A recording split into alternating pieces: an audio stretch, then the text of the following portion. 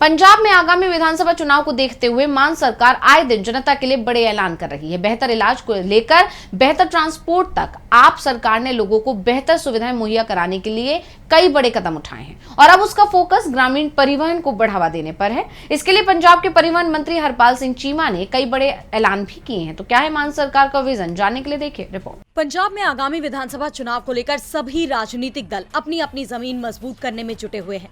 इसी कड़ी में मान सरकार भी एक के बाद एक जनहित योजनाएं लेकर आ रही है। अब उसने ग्रामीण क्षेत्रों में रहने वाले लोगों की आवाजाही को सुगम बनाने की दिशा में बड़ा कदम उठाया है। पंजाब के परिवहन मंत्री हरपाल सिंह चीमा ने ऐलान किया है कि इस साल सितंबर के मध्य तक 100 विश्व स्तरीय पीआरटीसी जूनियर बसें आधिकारिक तौर पर पेप्सू रोड ट्रांसपोर्ट कॉरपोरेशन के बेड़े में शामिल हो जाएंगी। ये पूरी तरह से निर्मित मिडी बसें आयशर की तरफ से तैयार और डिलीवर की जा रही हैं। राज्य के बेड़े में 1279 नई बसें शामिल की जा रही हैं।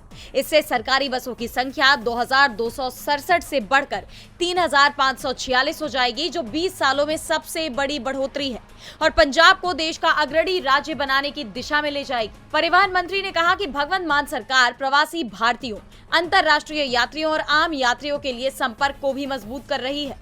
उन्होंने कहा कि इसके हिस्से के रूप में हमने जालंधर और लुधियाना से दिल्ली एयरपोर्ट के लिए वोल्वो कोचों सहित 15 प्रीमियम एयरपोर्ट बसें चलाई हैं। इसने ट्रांसपोर्ट माफिया का शिकंजा तोड़ दिया है और सभी के लिए यात्रा को आसान बना दिया है। चीमा ने ये ऐलान पंजाब के परिवहन विभाग के वरिष्ठ अधिकारियों के साथ की गई एक व्यापक समीक्षा बैठक के बाद किया है। इस बैठक का फोकस चल रहे बुनियादी ढांचे के अपग्रेडेशन और सेवा विस्तार का मूल्यांकन करने पर रहा। चीमा ने परिवहन विभाग को विशेष रूप से सार्वजनिक परिवहन सेवाओं की गुणवत्ता को और ऊंचा उठाने के उद्देश्य से नवीन विचार प्रस्तुत करने के निर्देश दिए। उन्होंने पीआरटीसी और पनबस दोनों की लंबे समय की वित्तीय स्थिरता और परिचालन मजबूती सुनिश्चित करने के लिए आय के साधनों को बढ़ाने पर भी जोर दिया। जिस तरह पंजाब सरकार जनता को बेहतर सुविधाएं देने की दिशा में काम कर रही है, उसे इस चुनाव में इसका कितना फायदा मिलता है, ये देखना होगा।